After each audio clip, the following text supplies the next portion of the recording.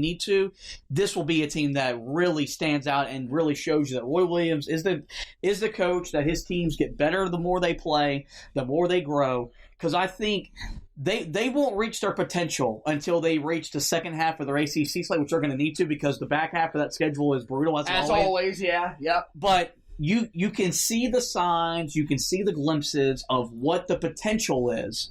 Last year, Carolina peaked against Notre Dame. That was the best they looked maybe all year, outside of the home loss to Duke, and they lost the game.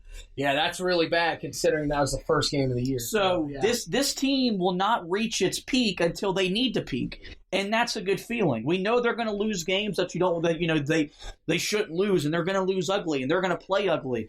They did that on Saturday, but they'll probably do it again this Saturday. Yeah, but they're finding ways to win. And when it all comes together, they're going to be a really tough team. And whenever the bracket gets revealed, that's first Sunday or that Sunday in March, no one wants to play Carolina.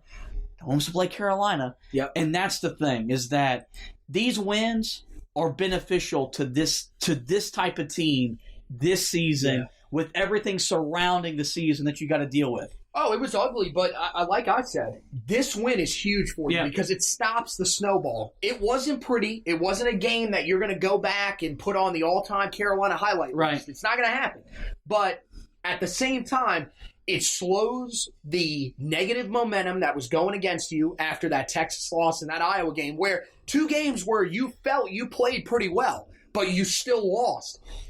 And going up against a really good team at Ohio State where there was potential for that to happen again. So this is huge. This allows you to sort of reset yourself a little bit.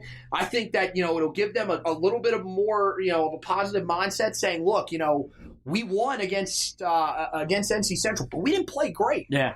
We got to step it up against Ohio State because we can win this game. So ultimately, I agree. I think it is going to help this team in the long run. But you know what? We all know you can't tell Carolina fans that. Yeah. That's never how they look at anything. They always look at everything through a negative look, especially after last year. I think that's one of the worst things that happened is everybody's going to want to compare this team to last year and say this is going to happen again. But I mean. The good news is again, you're seeing guys that are being challenged step up.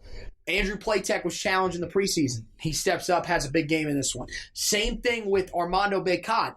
We weren't the only ones talking about the fact that he can hit the bench for Day'Ron Sharpe. Yeah. He knows that that's a possibility, steps up, has probably the best game of his career individually. So, I mean, that's the type of things that you like to see. There's a competitive fire with this team that last year you saw.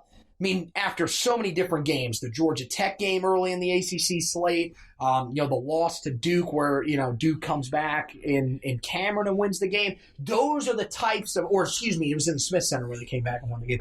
Those were the types of moments where you just, you couldn't blame them for just throwing it in and saying, this is not our season. Yeah. This year, they're not doing that, and you got to love it. Yeah. I totally agree with that. And I mean, like I said, I'm a guy that, they'll never play the way I want them to play. They'll never. You're a very critical person during games. They'll never reach my expectation of how they should play. We should stream a game one time, not like stream the actual game. Stream our reaction to games at times, and people will see just how angry we get at them. It's not great during games sometimes, but at the same time, I mean.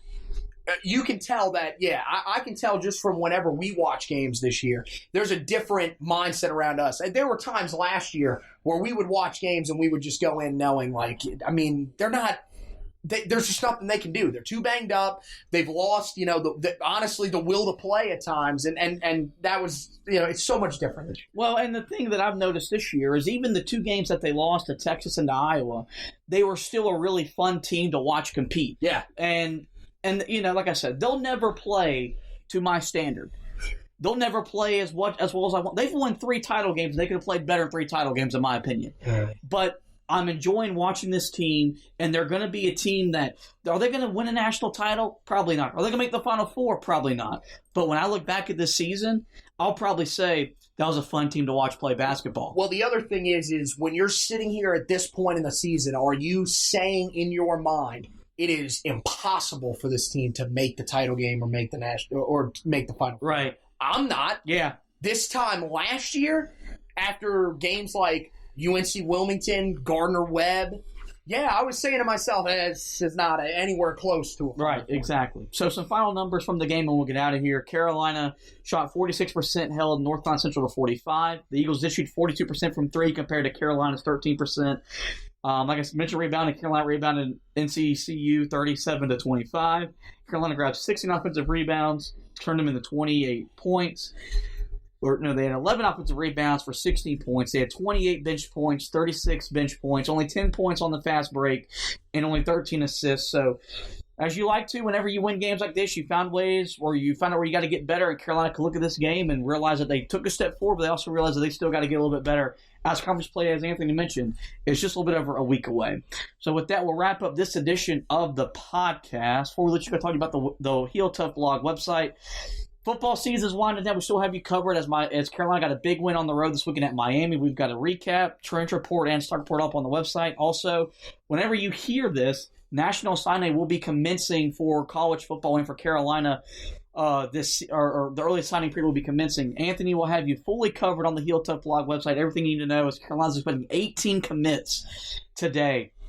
To be sending in their letter of intent to play for Mac Brown and the Tar Heels. We'll have you covered on that. Basketball side of things, Ohio State games coming up this weekend. Mark will have you with the preview. I'll be taking you through with the recap and then my other reaction article from the game. And after that, we'll be getting into the conference season, and you know the drill, previews, recaps, try to get some other fun articles in there as much as we can with our workloads and as much as Carolina's going to play. So make sure you go to the website, HeelToughBlog.com, like us on Facebook, and follow us on Twitter as well. Lastly, we encourage you to like or rate, review, and subscribe to the podcast. Find us on every major podcasting platform. You know the drill: Spreaker, iTunes, iHeartRadio, Spotify, TuneIn, Google Podcasts. You name it, the Royce Boys Podcast is there. Give us a like, give us a review. Most importantly, we encourage you guys to subscribe. That way you get every new episode in your podcast feed. Well, with that, we thank Anthony for taking some time out of his day to come on talk about Carolina basketball. We thank you guys for listening, and as always, go Tar Heels.